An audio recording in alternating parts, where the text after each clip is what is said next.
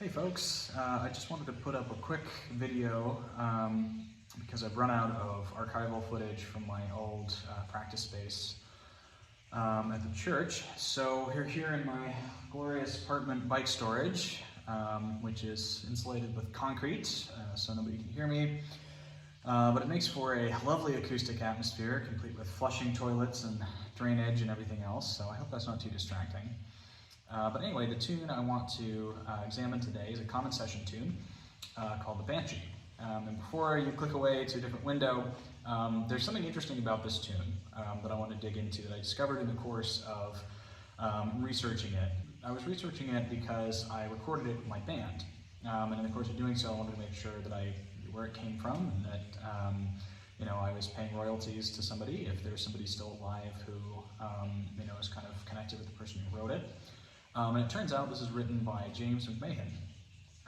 And in kind of the course of learning more about James and what his music was like, I found out it's actually quite a bit different, the original version, than what's played in sessions. And there's some really interesting things about it. So I just quickly wanted to go through that and point out some of, I think, what makes this tune maybe a little more interesting as originally written. So the original version is singled, and it goes something like this.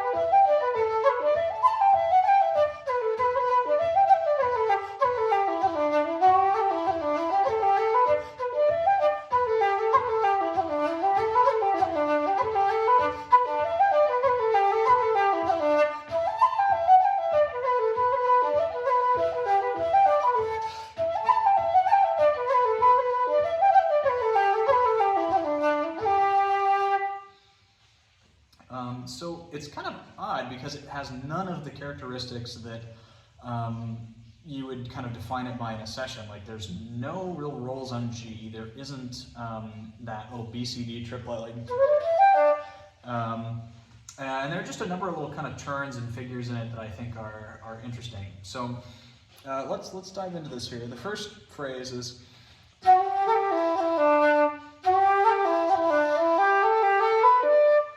so he starts just with a cut on G.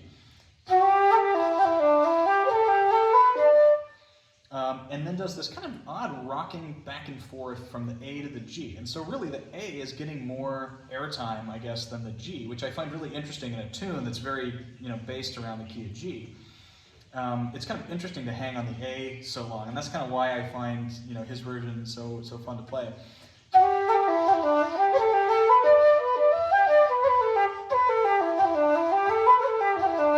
Again, he kind of inverts that A to G roll there.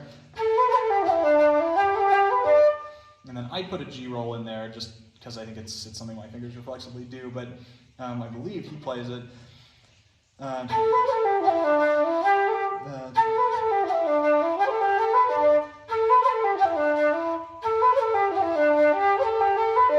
how he does it.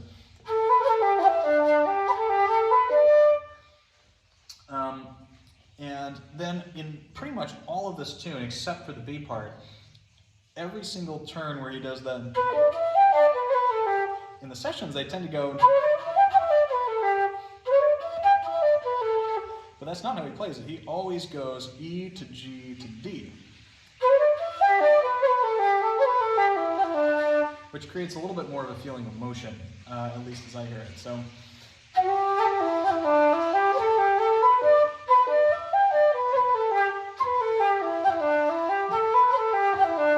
That's such a flute player thing to do, kind of a little rocking thing, and then do two kind of blasts on the hard D.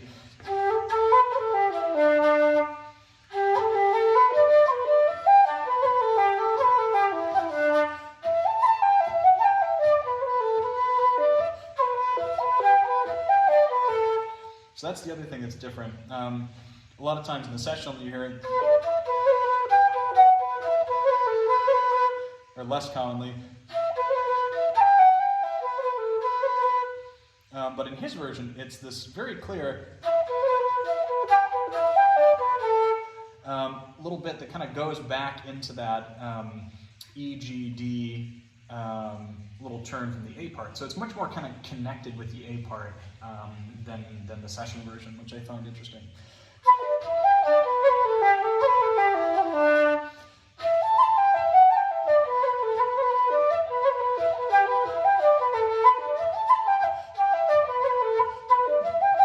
And this is where he does do an E, G, E.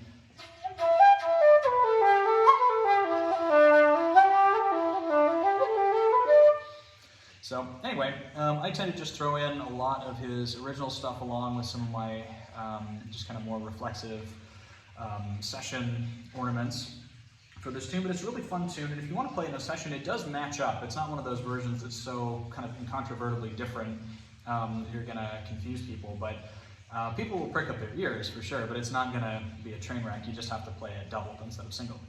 So anyway, James McMahon's Banshee.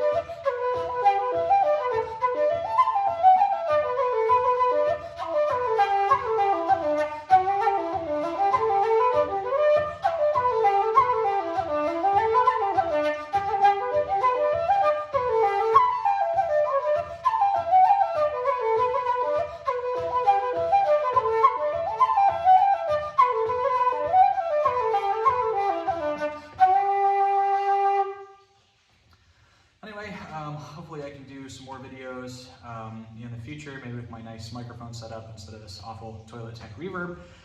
But I hope you enjoyed, and I'll see you in the next one.